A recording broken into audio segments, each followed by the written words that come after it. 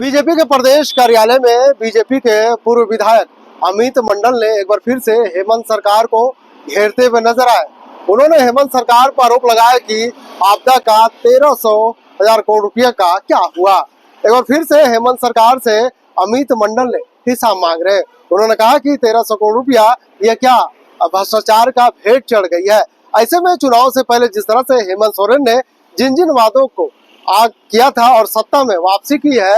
अमित मंडल ने उन तमाम वादों को याद दिलाते हुए नजर आए। क्या कुछ कह रहे हैं इस पर तमाम मामले पर बीजेपी के पूर्व विधायक, चलिए हम आपको सुनाते हैं। धन्यवाद आभार प्रकट करता हूं तमाम प्रेस के मीडिया बंधु का, social media, electronic media, print media और सभी को नववर्ष की ढेर सारी शुभकामनाएं बधाई देता हूं और आपके श्रोताओं को, दर्शकों को भी नववर्ष की ढेर सारी बधाई शुभकामनाएं। दोस्तों, ये प्रेस कॉन्फ्रेंस रखने का सबसे बड़ा उद्देश्य ये है कि सरकार ने गरीबों की, सरकार ने वैसे वर्ग की जिनको सबसे ज्यादा राशि की आवश्यकता थी, उनके 1300 करोड़ रुपए ठगा दिए और इस सरकार ने इसके बारे में चर्चा तक नहीं की। आपको भी पता है कि हाल ही में प्रिंट मीडिया के माध्यम से, विभिन्न न्यूज एजेंसी के माध्यम से ये मामला प्रकाश में आया था कि सरकार ने आपदा के 1300 करोड़ रुपए भ्रष्टाचार की भेंट चढ़ा दी और इसके बारे में सरकार ने अपने कोई भी ऑडिट रिपोर्ट में या कोई भी जो उनके बजट सत्र में जो वो अपने ऑडिट्स को डालते हैं उसकी चर्चा तक नहीं की। और ये 1300 करोड़ रुपए प्राइमरली स्वास्थ्य विभाग के 700 करोड़ रुपए और कृषि विभाग के 600 करोड़ रुपए मिलाकर मेजर चंक इस 1300 करोड़ का बनता है। ये 700 करोड़ रुपए स्वास्थ्य विभाग के, आपको याद होगा कि कोरोना के समय जिलों को देने वाले राशि में से 700 करोड़ रुपए समाहित है और ये 700 करोड़ रुपए उस समय जब हम लोग आपदा से जूझ रहे थे, ये पूरा राज्य कोरोना की चपेट में था, तो इस सरकार ने 700 करोड़ रुपए का बंदरबांट किया और ये सरकार ने आपदा में अवसर खोजने का भी एक जरिया तलाश किया। ये 700 करोड़ रुपए कहाँ हैं, स्वास्थ्य विभाग को बताना चाहिए। ये 700 करोड़ रुपए आपदा के विभिन्न जिलों में गए, जिलों से अब तक इसका हिसाब किताब क्यों नहीं ये सरकार ले पाई है, सरकार को बताना चाहिए। और इसके साथ साथ ये 700 करोड़ रुपए आपने जब डिस्ट्रीब्यूट किए तो राज्य सरकार ने क्या मॉनिटरिंग प्रोसेस स्थापित किया था जिसके आधार पर जिलों में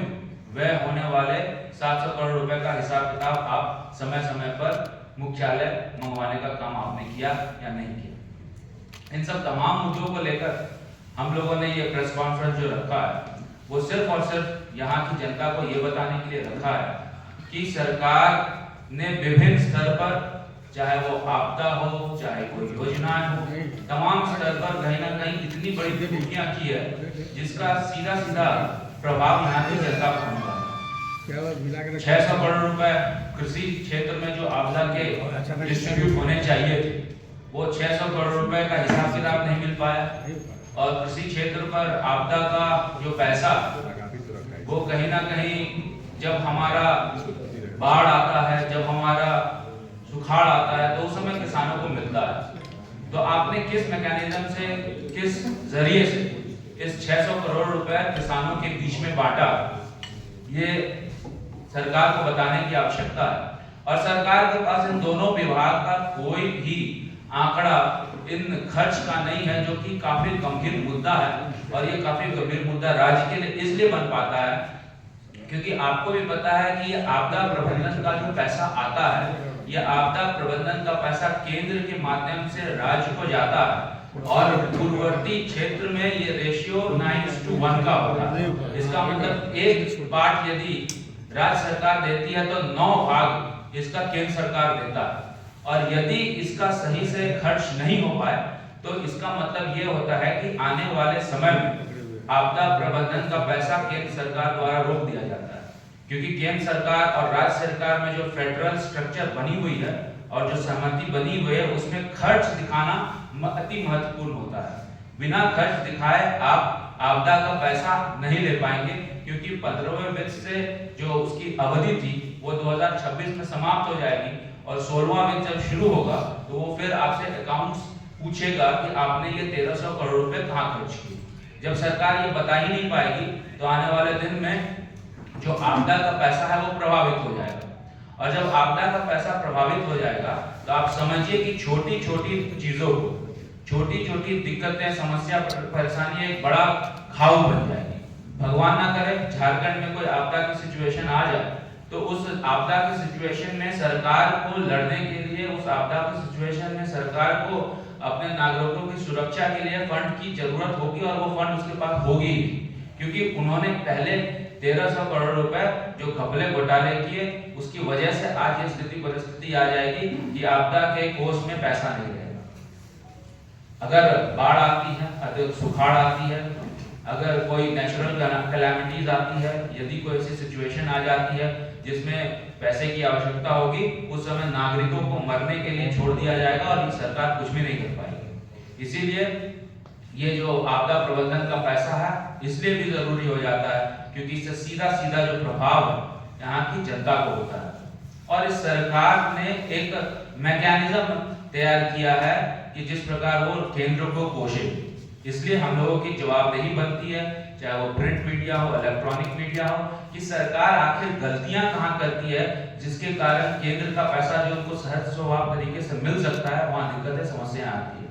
सरकार का 5 साल बीत गया, 2019 से 2024 तक सरकार का 5 साल बीत गया और इस 5 साल में सरकार ने अपना अकाउंट्स तक ठीक नहीं किया कि आखिर ये 1300 करोड़ रुपए हमने किस मद में कहां खर्च किए, किस जिलों को दिया, किन जिलों में हम लोगों ने कितना कितना किस किस एक्टिविटीज में खर्च किया।